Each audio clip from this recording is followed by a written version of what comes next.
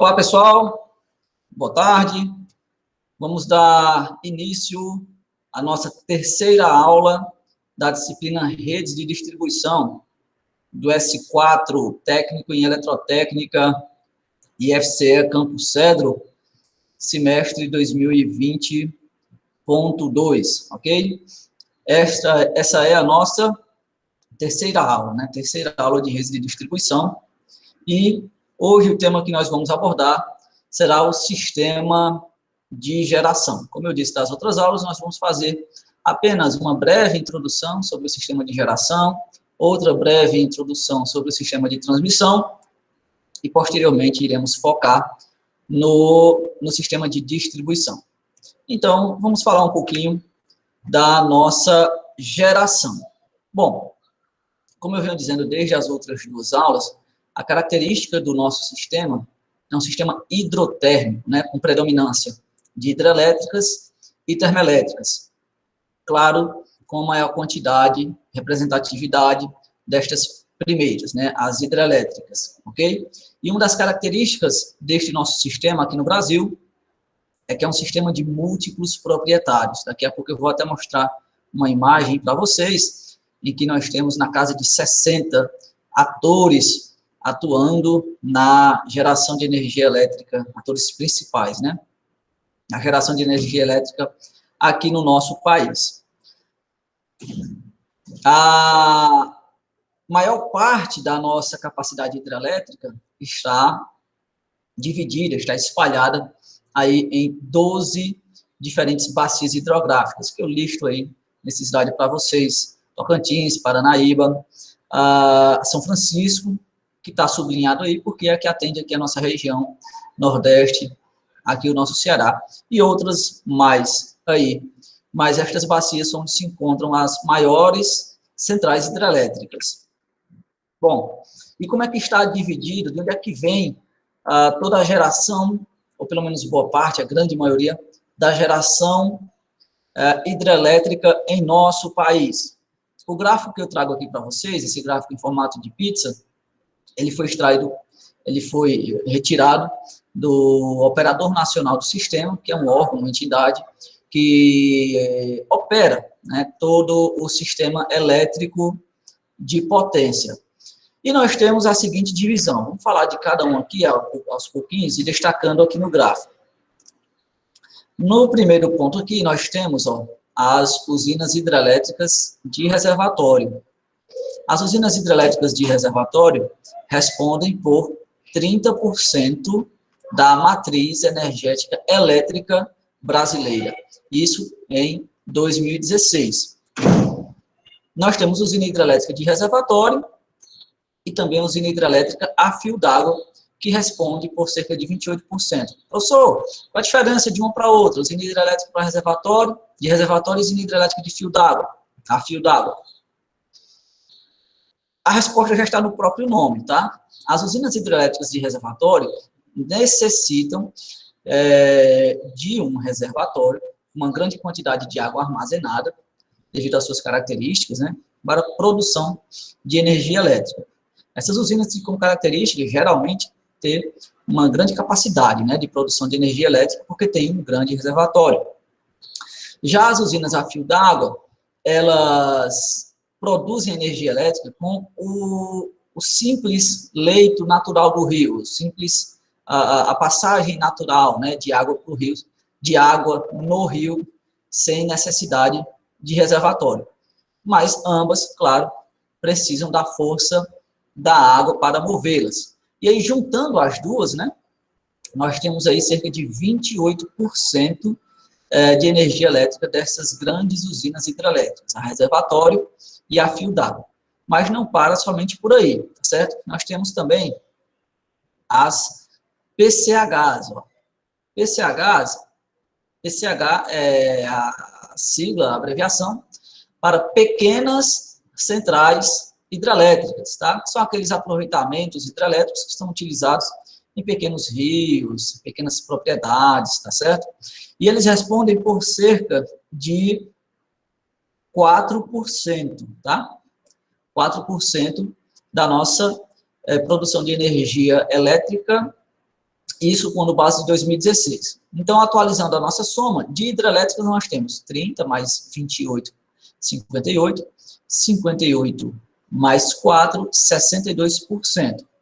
Mas, além disso, nós também temos a hidrelétrica de Itaipu, que é tão grande, tá? Que ocupa um lugar de destaque aqui no nosso gráfico, certo? Devido à sua potência, né? A sua capacidade instalada.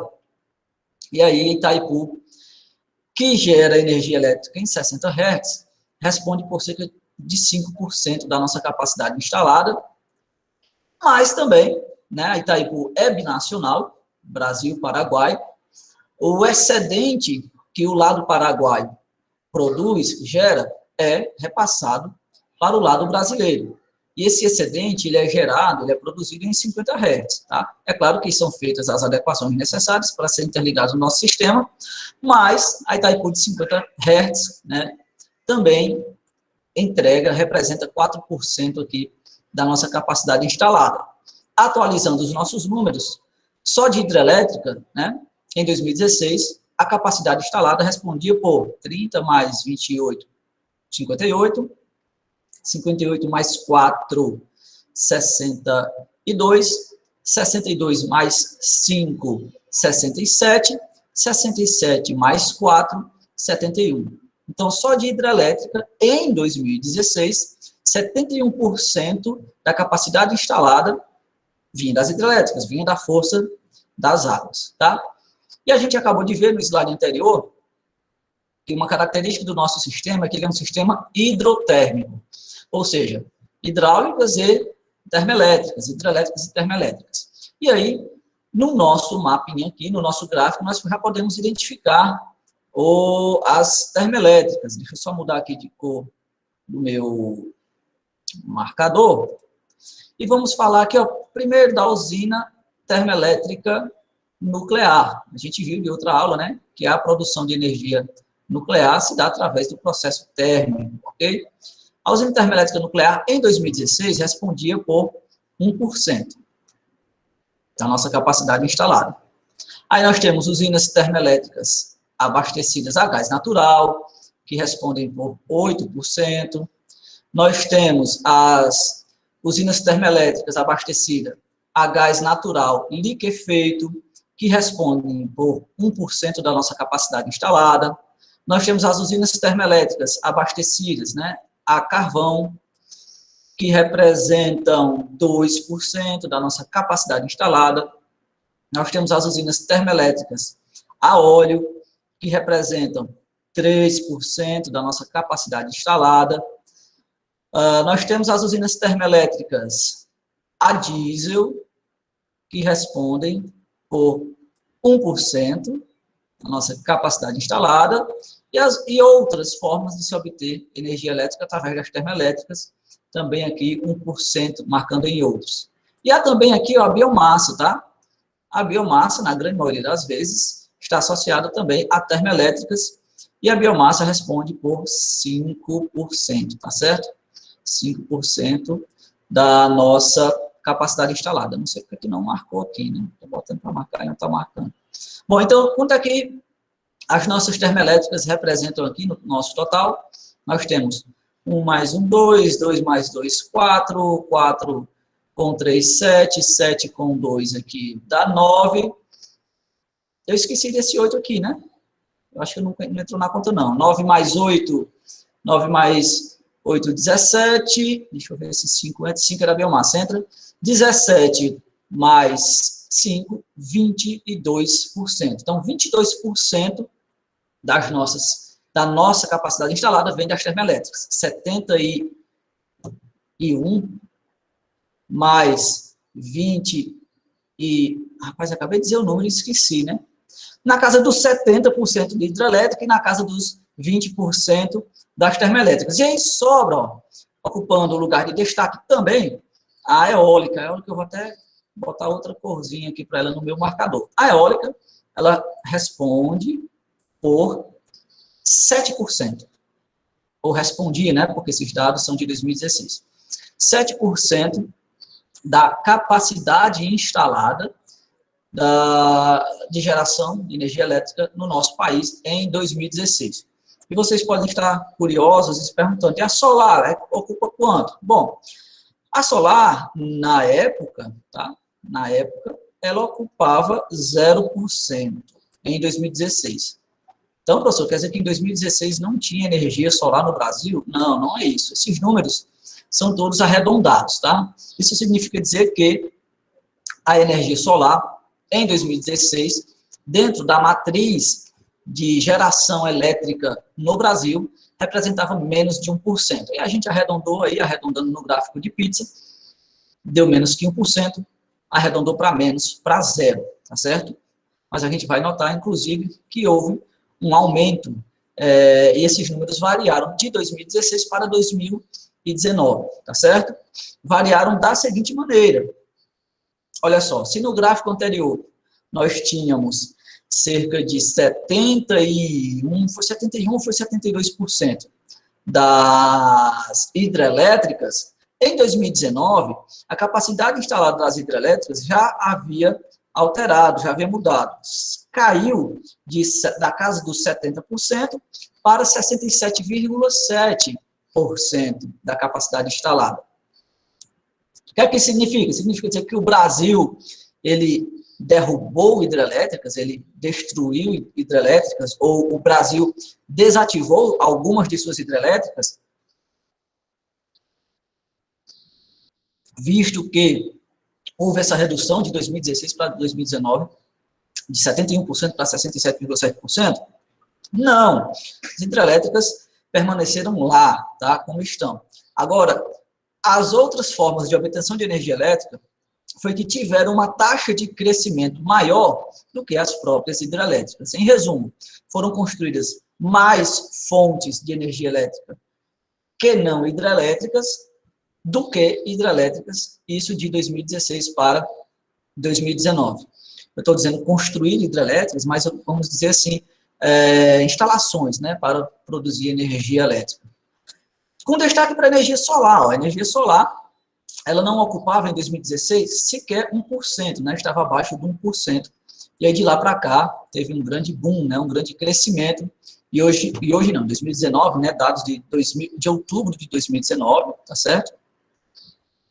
Do retirado da ONS também, ocupava 1,4% de energia solar. Olha o crescimento da eólica. No gráfico anterior, a eólica ela ocupava 7%, certo? Do nosso gráfico. E pulou para 9%. Okay? Então, houve um aumento de outras fontes de energia eólica. De energia eólica não, de energia elétrica. Um destaque aí para aumento da energia eólica e da energia solar. Deixa eu ver se já houve algum aumento. A gente tem aqui biomassa e carvão. Quanto é que estava carvão?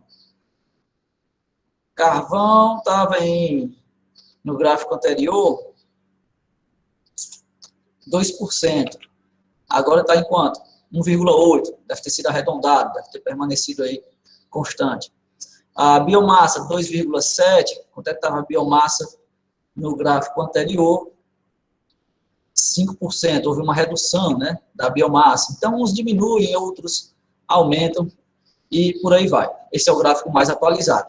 Comprovando, mais uma vez, a afirmação do nosso primeiro slide da aula de hoje, de que o nosso sistema é, de fato, um sistema hidrotérmico. Ok?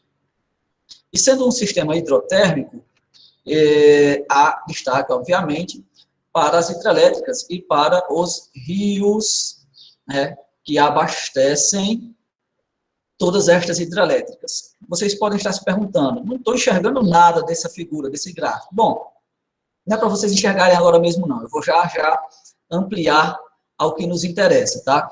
Eu quero apenas mostrar para vocês de onde foi que eu tirei a informação do próximo slide, que vai vir mais ampliado, que vai vir mais detalhado. Se no computador, na tela do computador está pequeno, imagina aí na tela do celular de vocês como é que não fica, né?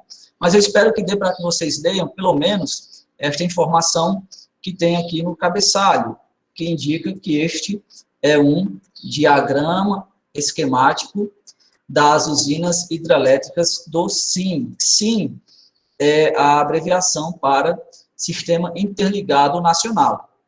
Este é um gráfico, é um diagrama esquemático gerado pelo Operador Nacional do Sistema, ONS, que é justamente responsável por gerir, por operar todas estas hidrelétricas em consonância com a transmissão, com a distribuição e, obviamente, com o consumo também. O que é que representam estas linhas azuis que vocês veem aqui, ó? Todas essas linhazinhas azuis representam nada mais, nada menos do que rios.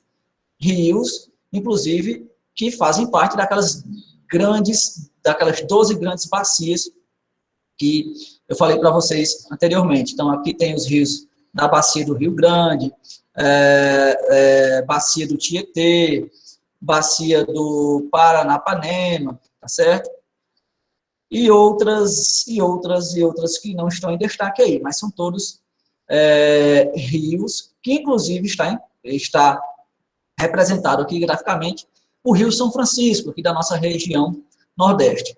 E todos os rios vão bater no meio do mar, né? Como dizia Luiz Gonzaga, o Rio São Francisco vai bater no meio do mar, e aqui também todos os rios vão em direção ao oceano. Pois bem, o que é que a gente vai fazer agora? Eu vou fazer um corte nesta imagem aí, de um todo, onde tem a representação de todas talvez não, mas de boa parte das principais usinas hidrelétricas aqui do nosso sistema. Vou fazer um corte aqui para a região do Rio São Francisco. Pronto, ó, um pouco mais ampliado, detalhado. Então, eu fiz um corte aqui para expor para vocês a região do Rio São Francisco. Olha aqui, ó, Rio São Francisco. E o Rio São Francisco vai descendo até chegar no mar, tá aqui o mar, né? Só que ao longo do Rio São Francisco, eu tenho algumas hidrelétricas que são representadas ou por estes triângulos ou por estes círculos aqui. Os triângulos, eles representam as usinas com reservatório. E os círculos representam as usinas a fio d'água, tá certo? E cada uma destas usinas tem uma capacidade instalada, ou seja, a potência de geração de cada a soma da potência de geração de cada um dos geradores existentes nessas hidrelétricas. Então, como afluentes e efluentes aí do Rio São Francisco, nós temos o Rio Paraopeba, o Rio Paracutu, o Rio Preto, onde a gente tem já uma hidrelétrica aqui no Rio Preto, hidrelétrica de Queimado, e vocês podem ver que tem o número 6 aqui de frente do nome Queimado. Esse número 6 indica justamente o agente responsável, o agente que detém a concessão de produção de energia elétrica nesta usina, neste rio. E nesse caso aí, número 6, ó, é a CEMIG. Aqui, por exemplo, em Retiro Baixo, 43, tá vendo? Ó? Quem é responsável pela usina de Retiro Baixo? 43 é Retiro Baixo mesmo, aqui aparece aqui o nome, deve ser o nome de alguma empresa, não sei. E logo aqui, ó, vamos falar do Rio São Francisco. A primeira usina hidrelétrica que nós encontramos no Rio São Francisco é a usina de Três Marias, que é administrada, ó, número 6, pela CEMIG. A usina de Três Marias, ela tem uma capacidade instalada de 396 megawatts, ou seja, se você somar a potência de geração de todos os geradores existentes na usina de Três Marias, ao total nós teremos 396 megawatts. Isso não significa dizer que ela vai estar sempre produzindo 396 megawatts 24 horas por dia a todo instante. Isso vai depender, é claro, da demanda direcionada a esta usina. E vocês podem notar que ela é uma usina de reservatório. Logo após Três Marias, nós temos a usina de Sobradinho. Está aqui, ó. A usina de Sobradinho não tem mais o número 6 na frente dela, tem o número 11. O número 11 indica que o agente responsável pela mesma é a Chesf. Esta é a primeira usina da Chesf, em ordem aí, né, dentro do Rio São Francisco. É a primeira usina da Chesf e vocês podem ver que é uma usina de reservatório. Diga-se de passagem que é a usina que possui um dos maiores reservatórios do país. Salvo engano, este reservatório produz um dos maiores lagos artificiais aqui das Américas. Eu vou aproveitar a oportunidade para mostrar para vocês aqui o mapa dessa situação, né? Veja só, nós temos aqui o Lago de Sobradinho, tá? No Rio São Francisco, e bem aqui a usina hidrelétrica de Sobradinho. Seguindo o Rio São Francisco, ó, qual vai ser a próxima usina que nós iremos encontrar? Vem descendo, vem descendo. E a próxima usina que nós iremos encontrar... Oxente, cadê? Tem mais usina, não? Tá aqui, ó. A usina hidrelétrica de Luiz Gonzaga, que tinha outro nome, tá? Essa usina hidrelétrica de Luiz Gonzaga, deixa eu voltar aqui a minha tela para vocês. Vamos voltar aqui para o nosso gráfico, para o nosso desenho. Eu vou logo compartilhar a tela com vocês. Todo mundo voltou a visualizar o gráfico aí? Espero que sim. Ó, tá? Então, depois de Sobradinho, nós temos a usina hidrelétrica de Itaparica, que antes se chamava Itaparica e hoje se chama Luiz Gonzaga, tá? A usina de Luiz Gonzaga, ou Itaparica, também pertence à Chesf, número 11.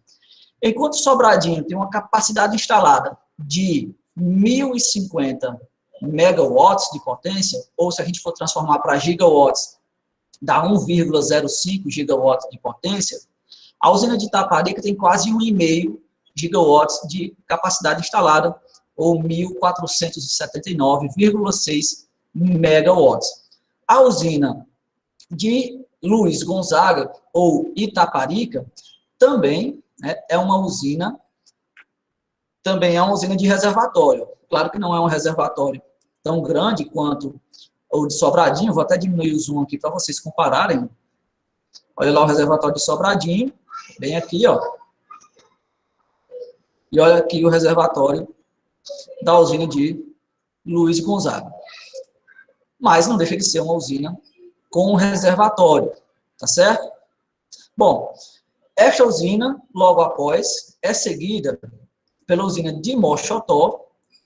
Antes era chamada de Mochotó e foi rebatizada para a usina de Apolônio Salles, ok? Foi um dos engenheiros, né, que trabalhou na Chesf, teve uma importante história lá, etc., tá? A usina de Apolônio Salles, que é essa daqui, ó, a usina de Mochotó. A usina de Mochotó, ela é uma usina relativamente pequena, né? A gente pode até ver aqui, Apolônio Salles, certo? Até a construção dela é um pouquinho mais reduzida, né? Ó. Vamos comparar com Luiz Gonzaga. Cadê Luiz Gonzaga? Rei do Baião, tá aqui.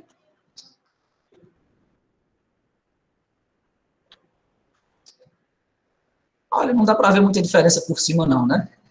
O tamanho é bem semelhante, tá? Luiz Gonzaga com Apolônio Salles, visualmente, né? Aparentemente, né? Mas está aqui, ó, Apolônio Salles, ou a usina de Mochotó. Capacidade instalada, 400 megawatts de potência. Agora, vocês podem verificar o seguinte, ó. Existe aqui o nome Paulo Afonso, com o número 4 na frente, e Paulo Afonso 1, 2 e 3, certo? Paulo Afonso 4 e Paulo Afonso 1, 2 e 3. E vocês podem ver que tem um tracejado, né, aí. Tem um tracejado aqui, ó. Tá vendo? Que tracejado é esse? Bom, logo após a usina de Mochotó, seguindo o leito do rio, nós temos as usinas de Paulo Afonso 1, 2 e 3, que foram as primeiras a serem construídas lá na região. Somando a potência dessas três usinas juntas, elas apresentam uma capacidade instalada de 1.419,2 megawatt, tá? Aproximadamente 1,4, 1,5, 1,4 gigawatts de potência, se você somar Paulo Afonso 1, 2 e 3. Onde é que elas estão? A gente segue aqui, ó, e vão estar logo aqui na frente, bem pertinho, né? Ó.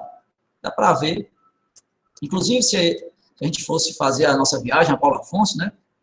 Não sei se a gente ainda vai, a gente vê uma dessas quando passa pela estrada. Ó. Está aqui a estrada, ó.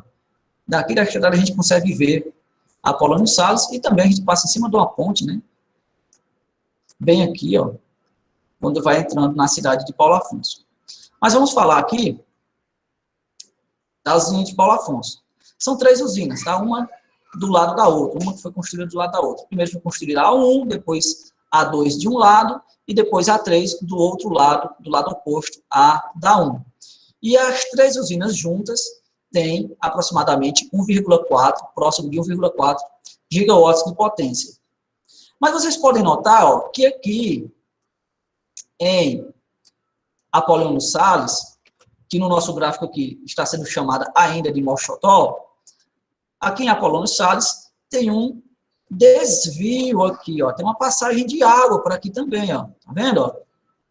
Olha a água passando por aqui. O que é isso?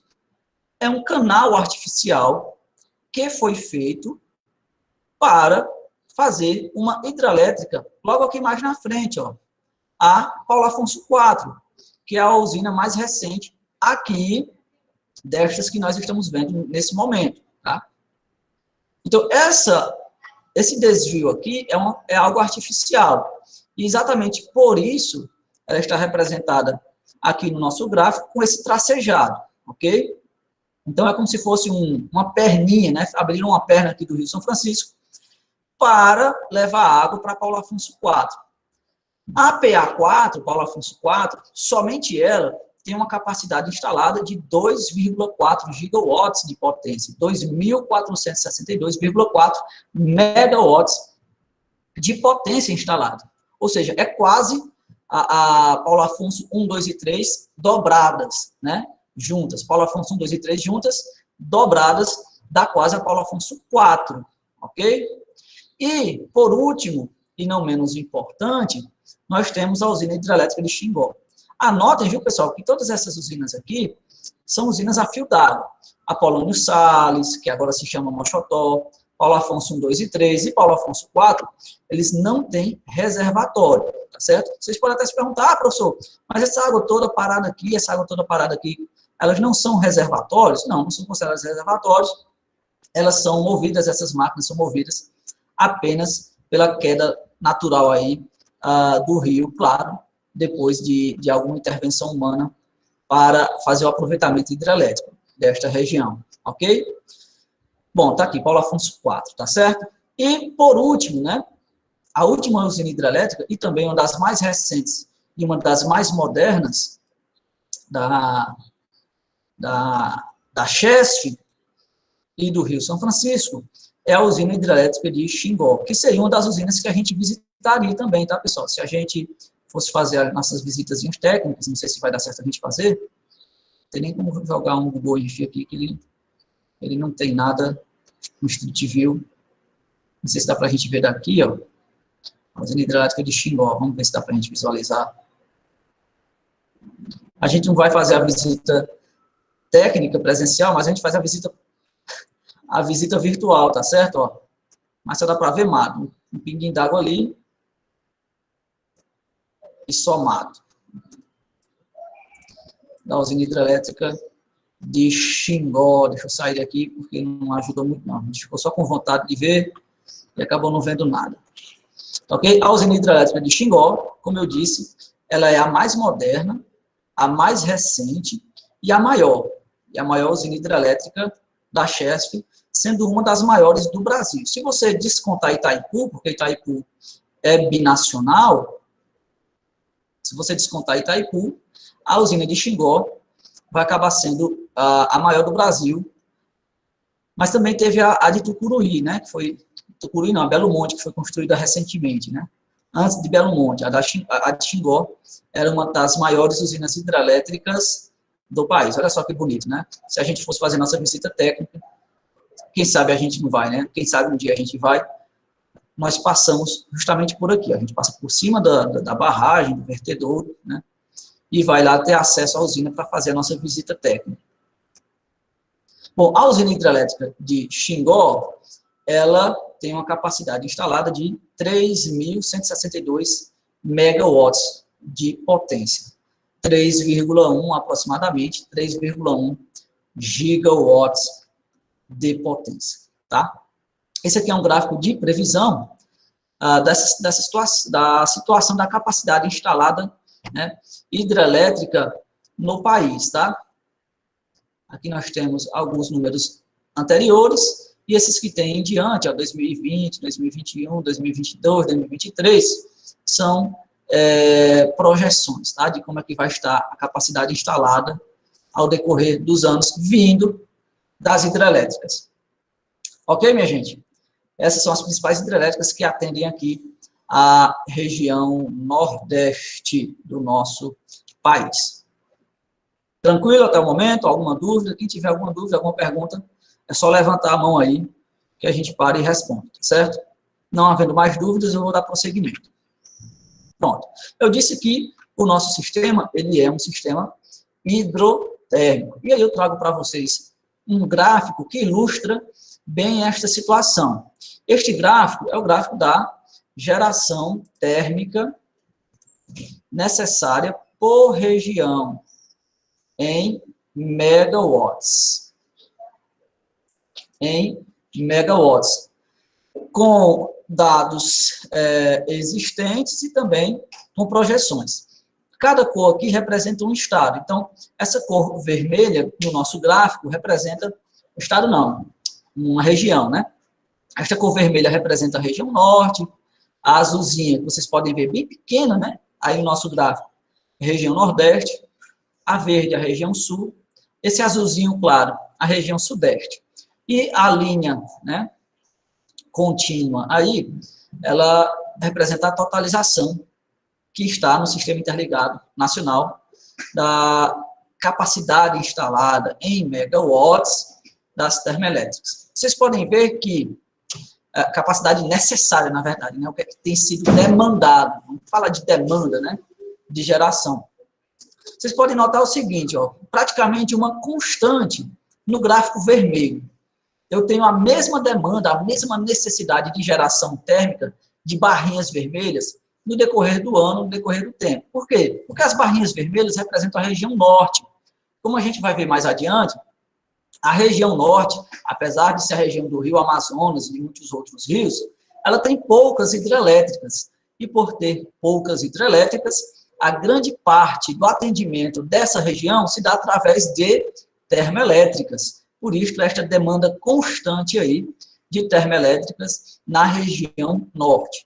Já quando você vem aqui para a região sul, nós também temos uma relativa demanda de termoelétricas. Só que vocês podem notar que esta demanda ela varia de acordo com alguns períodos do ano.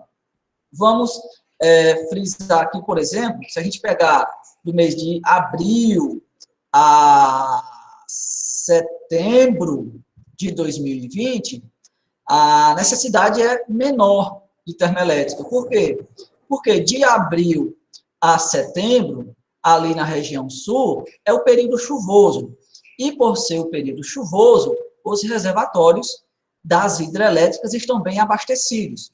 E os reservatórios das hidrelétricas estando bem abastecidos, eu não vou demandar, eu não vou precisar das termoelétricas. Eu vou usar os reservatórios das hidrelétricas. Por quê? Porque a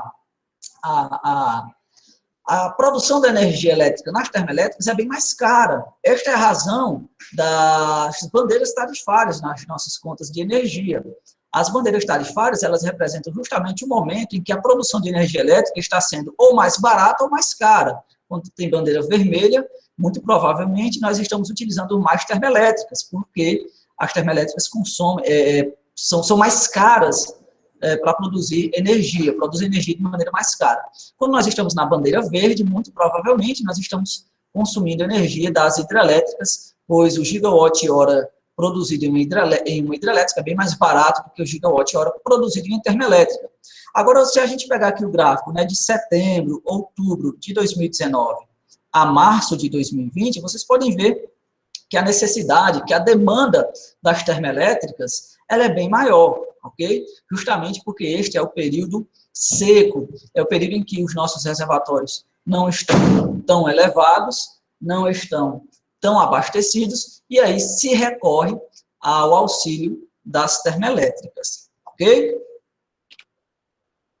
As usinas hidráulicas, fazendo uma comparação com as usinas hidrelétricas, têm um tempo de construção longo, caro, tá certo? Mas depois que elas estão em funcionamento, se torna extremamente baixo a sua manutenção. Para vocês terem uma ideia, né, quando a gente vai fazer as visitas técnicas de outras turmas, se Deus quiser nós vamos fazer a de vocês, você entra numa usina hidrelétrica daquela e, pelo menos o que a gente vê, se você achar 10 pessoas trabalhando, é muito, tá? 10 pessoas, 15, numa hidrelétrica. E é uma construção faraônica, né? Uma obra enorme, uma instalação enorme, uma hidrelétrica. Mas poucas pessoas lá dando manutenção. É só água, girando o gerador e pronto, e as pessoas pastorando, vamos dizer assim. E algumas pessoas pastorando, o gerador girando e está lá produzindo energia elétrica, tá certo? As termoelétricas, por sua vez, elas têm uma construção bem mais rápida e bem mais barata, tá? Agora, para eu manter uma termoelétrica funcionando, é que são elas, tá certo? Para manter uma termoelétrica funcionando, primeiro eu vou precisar de combustível, tá? Seja gás natural liquefeito, gás natural de petróleo, gás carvão mineral, biomassa, etc. Né? Vou precisar desse combustível, que não é tão barato quanto a água que vem da chuva, né, e faz girar as pás. Vou precisar de um pouco mais de manutenção, porque envolve calor também, né, envolve caldeiras, envolve equipamentos típicos e específicos das termoelétricas. Em resumo, o gigawatt-hora produzido numa termoelétrica vai acabar saindo bem mais caro do que um gigawatt-hora produzido numa hidrelétrica.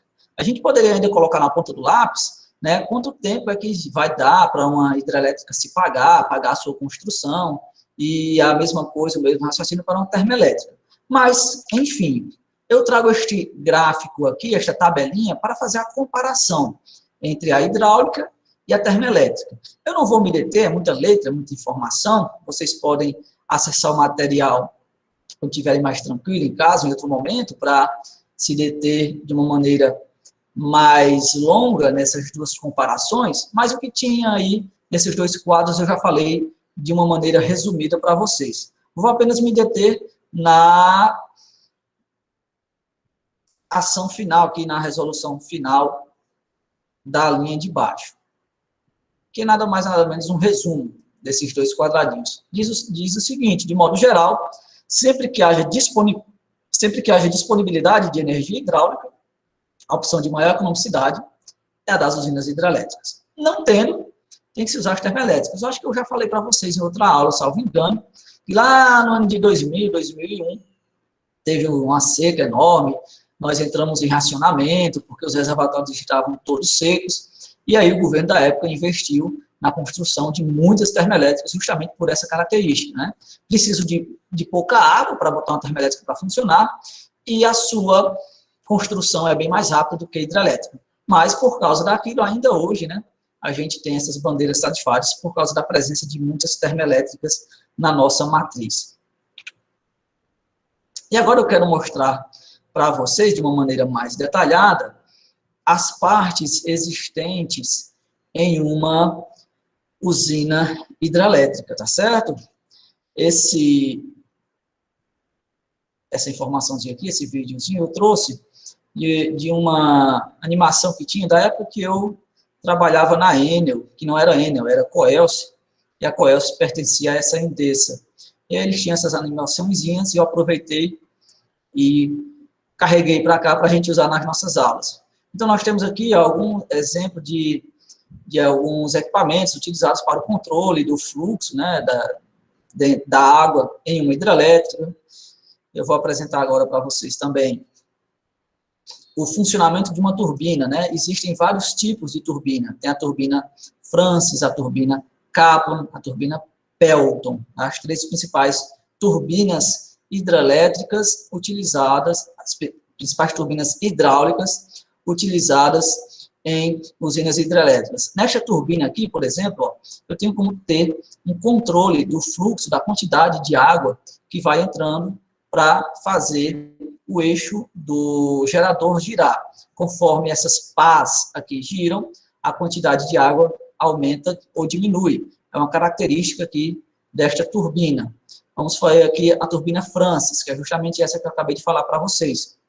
Essa turbina aqui encaracolada, tá? Já a turbina Kaplan tem essa característica aqui, ó, certo? E a turbina Pelton, ela tem esses dois jatos de água, ó, que são direcionados de maneira oposta para produzir a rotação. Vou esperar carregar aqui mais um pouquinho.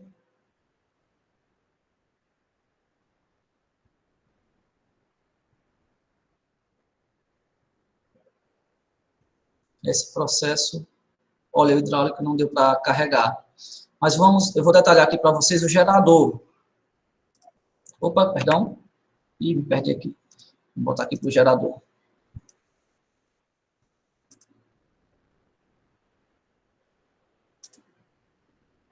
Acho que minha apresentação está travando, que o vídeo é muito pesado. Vou mostrar aqui o gerador.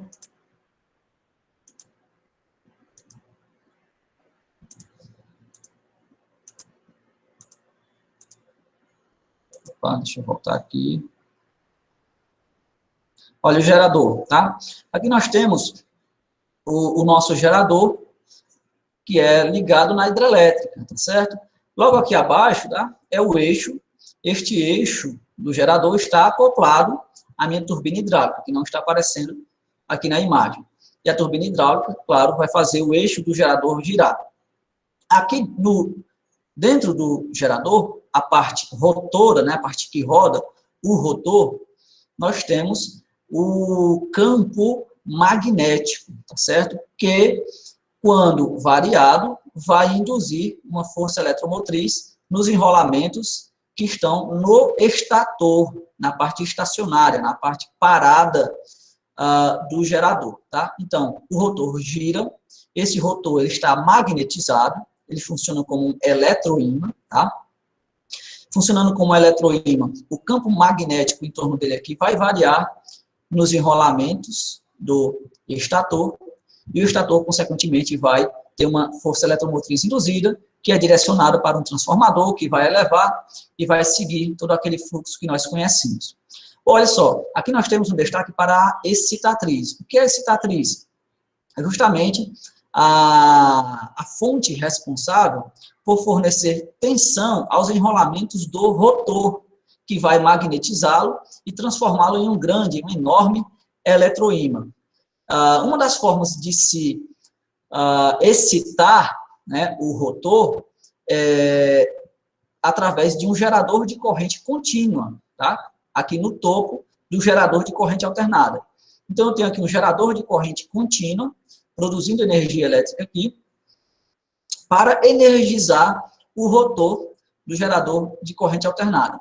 Outras maneiras de se energizar o rotor do meu gerador é injetando diretamente energia em corrente contínua, transformada, retificada de energia de corrente alternada de outra fonte auxiliar, ok? E assim produzir o campo magnético necessário para a geração de energia elétrica, que a gente viu, né, na primeira aula, inclusive, que para que eu produza energia elétrica, eu tenho que ter um movimento, mas um movimento de um ímã, né? Se esse rotor estiver girando aqui e não tiver campo magnético, o que é que vai acontecer nos enrolamentos do estator? Nada, é só ferro girando com ferro, e ferro girando com ferro não dá nada. Agora, um ímã ou um eletroímã girando próximo de um material condutor, esse sim produz corrente elétrica, como a gente já havia visto. Olha o detalhamento do rotor, né? E agora o detalhamento da excitatriz, que é onde tem um gerador de corrente contínua produzindo energia elétrica para excitar o rotor.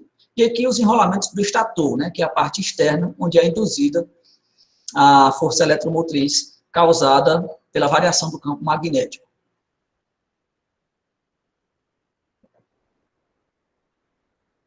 E aí, ó, essa energia elétrica gerada no gerador é encaminhada para uma estação transformadora, para uma subestação de estação elevadora, tá? E um detalhe importante, uma característica interessante, é que nessas estações de elevação, pessoal, os transformadores, eles são monofásicos. O transformador que vocês estão vendo aqui é um transformador de elevação e ele é monofásico. Diferentemente dos transformadores que a gente vai encontrar nas outras subestações de abaixamento, como nas subestações de transmissão e na subestação de distribuição. Nestas subestações, o transformador da subestação é trifásico, ou os transformadores da subestação é trifásico. Na geração, não. É um baita de um transformador, tá certo? Que tem apenas, né, 2 polos na entrada, 2 polos na saída, 2 terminais na entrada, 2 terminais na saída, porque tem apenas um enrolamento no primário, de maneira bem simplificada falando, né? E um enrolamento no secundário. Então, aqui, no primário, vai entrar o nível de tensão, geralmente 13,8 kV ou 18 kV, e aqui no secundário vai sair outro nível de tensão elevado, 230, 500, etc. Como é um transformador monofásico, significa dizer que eu vou ter um total de 3 transformadores aqui, tá? Para produzir, para cada gerador, né? 3 transformadores para cada gerador, 1 para cada fase. E aí o esquema de ligação pode ser delta, estrela, mas geralmente eles geram aqui em delta, se não me falha a memória. Posso estar falando besteira, mas eu acho que não é estrela.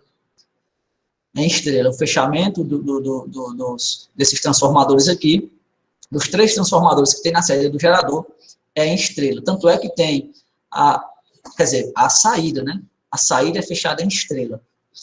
O secundário. O primário, se não me engano, é em delta. Então, o primário do transformador é ligado em delta e o secundário é fechado em estrela. Exatamente. O primário desses transformadores, né, são todos ligados em delta, esses 3 transformadores, têm os seus enrolamentos ligados em delta, e a saída, o secundário, é em estrela, ok? Olha, esse transformador, né, tem um tanque de óleo que serve para expansão, tanque de expansão, etc. Isso vocês devem ter visto de maneira detalhada com o professor Hernando, né, ou talvez ainda estejam vendo na disciplina de transformadores. Transformador, essa máquina mágica, né, que consegue alterar os níveis de tensão em corrente, mantendo constante a potência de entrada e saída. E é graças a ele que a gente consegue transmitir energia elétrica por tão longos percursos, tão longos caminhos, né? Bom, deixa eu adiantar aqui o nosso conteúdo, o nosso videozinho, que eu quero mostrar aqui para vocês um simulador, tá? Que serve para nós termos uma ideia de quanto é que é possível produzir energia elétrica, levando-se em consideração, por exemplo, a queda, né? A altura de um ponto a outro, até chegar aqui na geração. Então, eu vou botar aqui uma altura 1, 200, valor 200 metros, a altura 2. Eu vou colocar aqui um valor de 100, tá? Com um fluxo de uma vazão de 100 metros cúbicos por segundo, tendo uma diferença de 100 metros de altura. Veja só quanto é que eu vou poder produzir de energia. Vou mandar calcular aqui. Ó, vou mandar calcular 98 megawatts, tá certo? Ó, só com essa diferença aqui de queda em um único gerador, potência nos bornes do gerador, para esses dados aí, 98 megawatts. E aí esse simuladorzinho é interessante, que ele nos permite brincar, né, alterar aí os valores, ó. Eu vou botar aqui na altura 1, 150, ou seja, reduzir a diferença, né, da altura, e vocês podem ver que a capacidade instalada também, a potência, né, diminuiu pela metade. Voltei a botar 100 metros de diferença de altura, dobrou, né, com 50 metros tem um valor, com 100 metros de diferença de altura vai ter outro, só para a gente ter uma noção, ok? É claro que também a vazão vai influenciar. Então, se eu aumento aqui a vazão, também aumenta, né, a capacidade de geração da minha máquina. Note que eu aumentei a capacidade de geração aqui para a capacidade de vazão para 500 e a geração foi lá para cima. Então, a produção de energia elétrica na hidrelétrica leva em consideração todos esses fatores, tá? Aqui também, mais um modelinho, né, que além de levar em consideração a diferença de altura aqui, ó, de uma geração para outra, e também, além de levar em consideração a vazão de água, leva-se também em consideração outros fatores de perdas que podem ser encontrados ao longo do caminho, né? Perda 1, perda 2, perda 3, o aproveitamento, o rendimento aqui das máquinas, tá certo?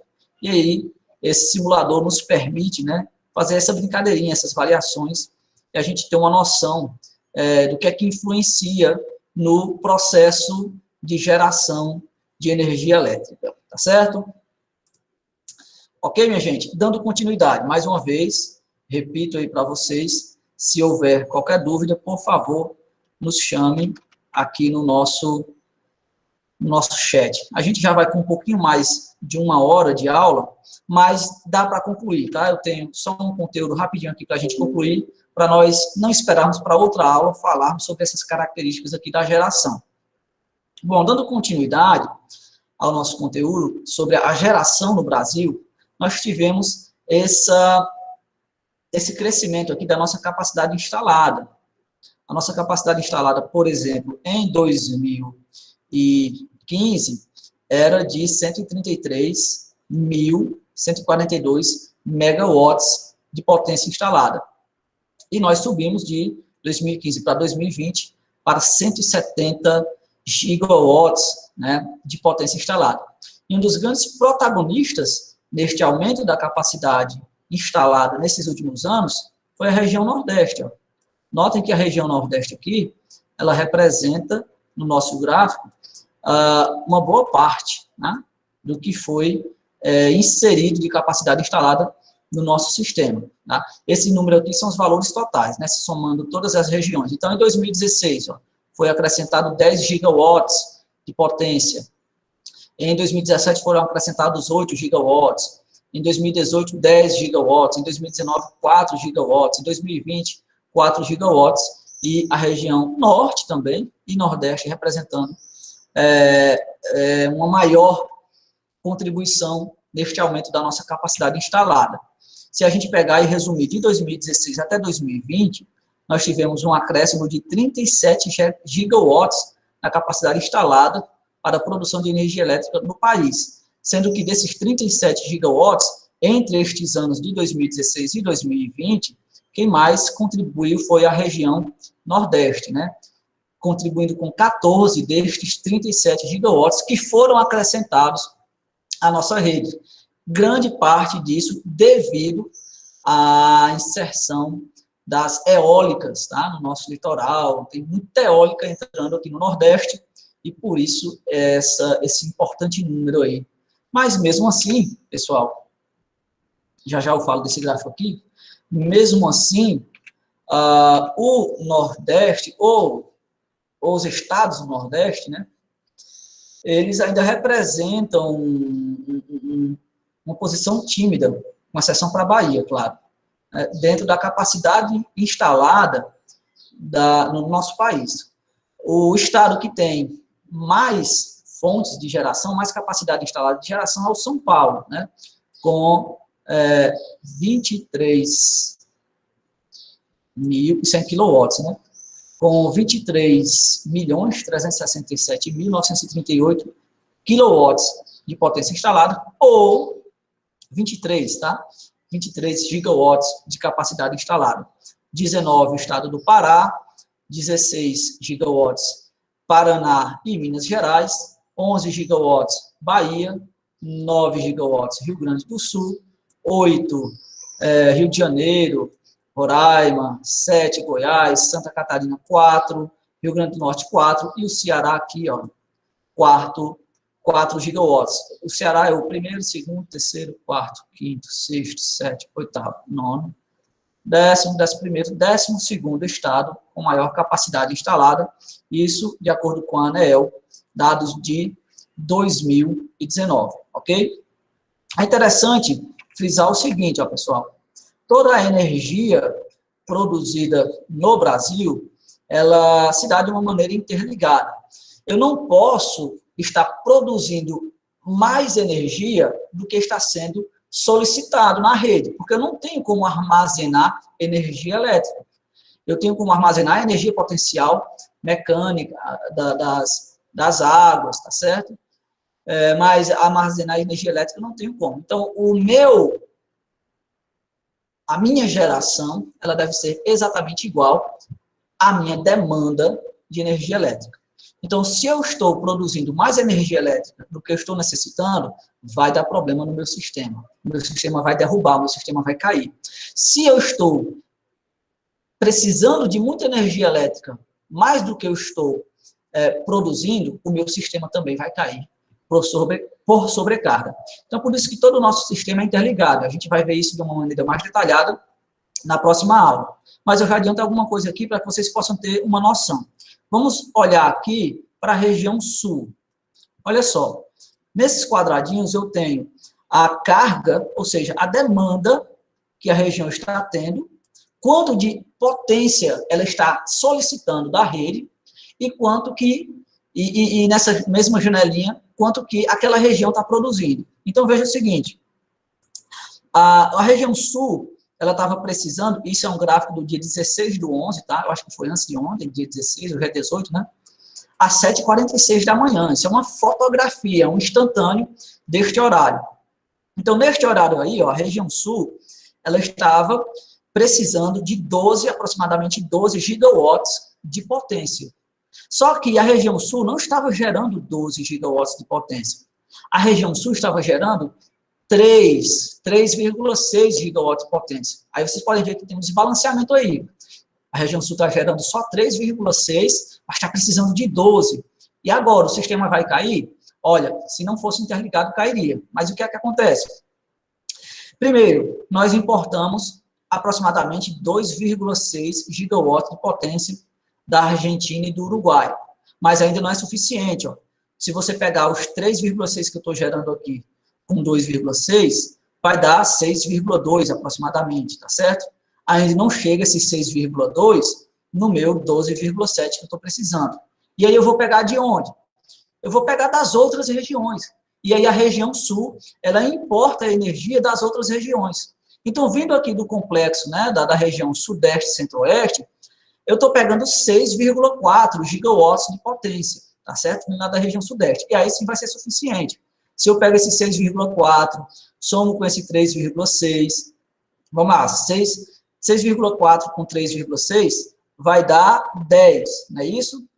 10 mais 2,6 que vem daqui dá 12,6. E aí eu estou tirando os quebrados. E é exatamente o que eu estou precisando de energia aqui, ó, 12,7, 12,6. Então, essa energia aqui, para suprir a região sul, ela vem importada lá da região sudeste. O mesmo raciocínio aqui para a região sudeste, ó. A região sudeste, ela estava gerando 38,751, mas estava precisando de 37. Significa dizer que tem uma sobra aqui de aproximadamente, ou de algo em torno de 1 gigawatt. Mas você pode estar se perguntando, professor, está sobrando 1 gigawatt da região sudeste, mas a sudeste está mandando 6 para a região sul. De onde foi que veio os outros 5? Os outros 5 vieram daqui, ó. Vieram do nordeste e vieram do norte. Então, do nordeste veio aproximadamente 1,5, 1,6 gigawatt do nordeste. E do norte veio aproximadamente 3,5 gigawatts, tá? Por que que vieram lá do norte e do nordeste? Ora, porque aqui no nordeste, por exemplo, eu tinha uma carga de 10,4 gigawatts aproximadamente. E eu estava produzindo 14, ok? Então, eu estou precisando de 10 e estou produzindo 14. Eu vou mandar esses outros 4 embora, né? Vou mandar para outra região, para onde está precisando mais. E eles foram aqui, ó. Foi através desse 1,5 aqui e desse 2 uns quebrados. Eu estou usando números arredondados, tá, pessoal? Não estou usando os números exatos aí que estão sendo apresentados. E o mesmo raciocínio aqui para a região norte, tá? A região norte. estava precisando de aproximadamente 5, gigawatts de potência e estava produzindo quase 7. Então, esta sobra também manda lá para o sistema. Ó. Então, a região norte mandou aqui, ó, 1,4. Somou com esse 2 aqui vindo do Nordeste, fez 3, ó, ok? E veio aqui para o Sudeste, ok? Que se somou com esse aqui que já veio do Nordeste. Somou, e se somou com esse aqui que o Sudeste já estava produzindo, sobrou. Sobrou quanto? Sobrou 6. Foi justamente o 6 que eu mandei aqui para o Sudeste, que estava precisando. E mesmo assim, notem isso, isto não foi suficiente para o Brasil como um todo. Por quê? Porque além de toda essa energia que foi produzida no Brasil, nesse instante, neste dia, neste horário, eu também precisei importar mais 2,6, aproximadamente 2,6 gigawatts de potência de outros países. Ok? Bom, essa tabelinha aqui, ela nos apresenta os 10 agentes de maior capacidade instalada do Brasil. Em primeiro lugar, a Chesf. Esses são dados de 2019 também, da ANEEL. A Chesf, ela respondia, em 2019, por 6%, né, da capacidade instalada de todo o país. Eu não estou falando apenas de uma hidrelétrica da Chesf. De tudo que a Chesf tem que produz energia elétrica somado, dá 10 e uns quebrados. Aí vem em segundo lugar, Furnas, Centrais Elétricas do Norte, Norte Energia, Itaipu sozinha, ó, ocupa o 5º lugar. E é porque a gente está levando em consideração só a parte brasileira, tá? Que é de 7 gigawatts. Aí vem a Petrobras, ENGIE Brasil, Copel, Rio Paraná Energia e Energia Sustentável do Brasil. Esses são os 10 principais. E esses 10 principais respondem por 42% de tudo que é gerado no Brasil. Então, 42% de tudo que é gerado no Brasil está concentrado nesses 10 agentes geradores de energia elétrica. E as demais empresas, né, está nos outros 58%, certo? Esse gráficozinho que a gente já falou. Outra coisa que eu quero falar rapidinho aqui para vocês, e já para encerrar a nossa aula, está se acabando, viu, pessoal? É sobre a geração distribuída. Tem sido uma novidade para a gente, né? É lá dos anos de, se eu não me engano, a normativa da ANEEL, não sei se é de 2012, se é de 2016, 2014, alguma coisa assim, que passou a regular a chamada geração distribuída. Enquanto a característica da nossa geração aqui no Brasil é as unidades geradoras distantes dos grandes centros de consumo, com a presença da produção de energia elétrica através dos ventos e também através do sol, surge a possibilidade de nós produzirmos energia elétrica mais próximo dos centros de consumo. E aí esta geração elétrica, ela vai ficar em contato, principalmente, não com o sistema de geração ou com o sistema de transmissão de energia elétrica, mas com o sistema mesmo de distribuição de energia elétrica. Por isso, assim chamada geração distribuída. E a geração distribuída no Brasil, com números de 2019 da ANEEL, estava assim fotografada, de acordo com esse gráfico de pizza que vocês podem ver aí. Então, cerca de 84% da geração distribuída no nosso país é responsável vem das centrais de geradora solar fotovoltaica, usinas fotovoltaicas, tá? O UFV tá aqui, ó, a nossa quarta na lista, tá? Mas a primeira em quantidade. Então, veja só, as usinas solares fotovoltaicas, em 2019, respondiam por 72.504 quilowatts, 72 megawatts, tá? 72 megawatts só de energia solar e só na geração distribuída em todo o Brasil. E aqui nós temos, perdão, pessoal, eu estou errado, não é 72 mil não, esse número, esqueçam isso que eu falei. Aqui é o número de unidades consumidoras, tá? Errinho meu aqui, ainda bem que eu observei. Aqui 72 megawatts, ó, 756 megawatts, tá certo? 756. Esse número aqui, 72 mil, é o número de unidades geradoras, tá? Esse número de unidades geradoras representam nada mais, nada menos do que 99%. Então, 99% da geração distribuída no Brasil vem da energia solar. E o resto da porcentagem? O resto da porcentagem vem das centrais geradoras hidrelétricas, tá? Ou as também chamadas PCHs, as usinas termoelétricas e as usinas eólicas. Pequenas usinas termoelétricas, tá? E também as usinas eólicas, ok? Isso nós estamos falando de geração distribuída. Mas o grande vencedor mesmo, minha gente, o grande vencedor mesmo da geração distribuída é a energia solar, certo? Vocês podem ver aqui, né? 756 megawatts de capacidade instalada. E, claro, somando com todas as outras, a gente chega ao número de 896, quase 900 megawatts. A gente já deve ter chegado nos 900, né, de 2019 para cá, ou quem sabe até mesmo no 1 gigawatt de geração distribuída no nosso país. Olha só o crescimento que teve a geração distribuída ao longo dos anos no país. Veja só, esse boom aconteceu de 2017 para cá, né?